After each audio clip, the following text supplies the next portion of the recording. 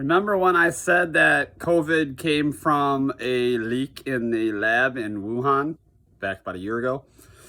Remember when I told you that COVID was engineered and they were planning on putting a vaccine out to sterilize the public? Remember when the government decided to tell us that masks did not do anything and that you were fine to go outside and do whatever?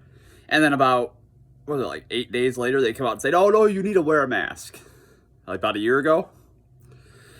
Then you transform your, brain thinking and reality into this whole pseudoscience and trust the science and all that shit that they fed you, which was a complete lie. You bought it. You played the game. And here we are, 2021. It is now almost June. So we're over a year into this alleged pandemic. States that have unlocked everything and have went maskless have now been reporting almost nil, if not, or zero, if not any COVID cases whatsoever. No deaths. And they're not wearing masks. It's really weird, right? But yet in Michigan, we are still being forced to wear masks and our cases are rising, but the death number isn't. That's interesting.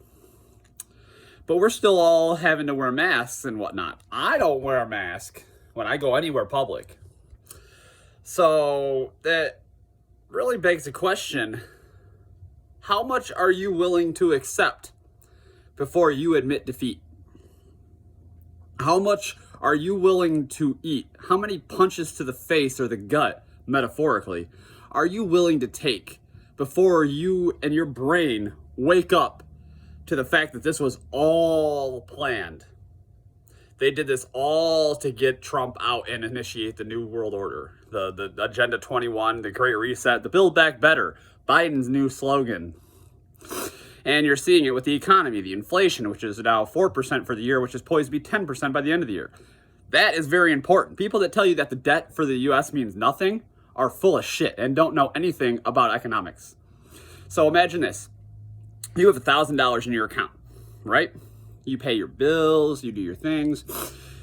You make, let's say, $15 an hour. When inflation hits, your $1,000, let's use 10% as an example. Your $1,000 is now worth $900. But here's the thing. Your hourly wage or your salary did not increase with this inflation rate. Now, you may be getting more dollars in dollar amount, but the amount of buying power your dollar has is 10% less. That means it's going to take 10% more of your dollars to buy the same exact things you used to. And with Biden and all this spending that we did for the past year for the pandemic bullshit, which was under Trump's administration, but we all really know who was pulling the strings and forcing his hand. We all really know that now that we know that the whole COVID was engineered in a lab and released, or accidentally released, and then covered up for months. And then the U.S.